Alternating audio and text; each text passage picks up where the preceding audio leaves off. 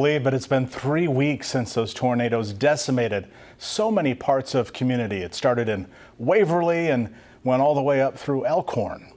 That same tornado trekked north into Washington County. As Daybreak anchor Craig Negrelli tells us, some parts of Blair may never recover.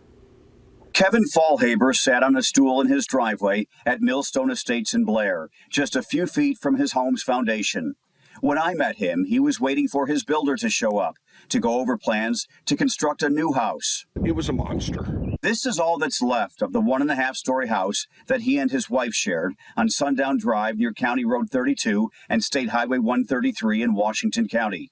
A mangled street sign sits nearby. From house to house, as you enter the subdivision, all you see are homes gutted, debris everywhere, lives turned upside down by the tornado on April 26th. To do this much damage in the matter of a few minutes is just unfathomable. Fallhaber showed me cell phone video he took of the tornado as it rolled in on that Friday afternoon. You can hear the rumble as it gets closer and closer. His wife texted him from her job and told him to be aware. Workers were going to the storm shelter because of an approaching tornado. Fallhaber waited and watched on his deck in Blair as long as he could, then took cover in his basement. The house started to violently shake. It started to creak. It moaned. Looked up over my right shoulder, and I watched the whole house get lifted up and thrown to the west. When neighbors pulled him out with the help of a ladder, this is pretty much what he saw. All of their belongings tossed about and obliterated. Almost nothing salvageable.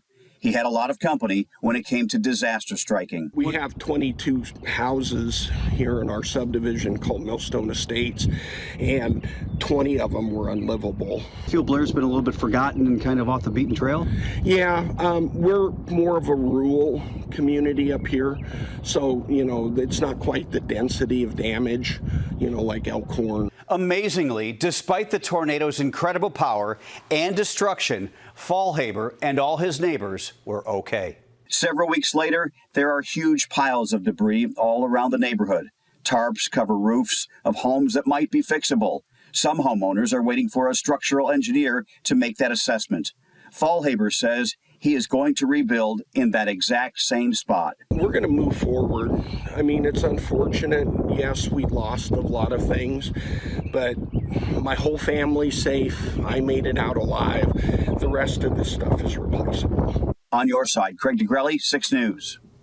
Good outlook to have there. All right, thanks, Craig. Meantime, the Washington County Emergency Manager tells 6 News the April 26 tornado affected approximately 154 homes total in the county, including 26 in Blair.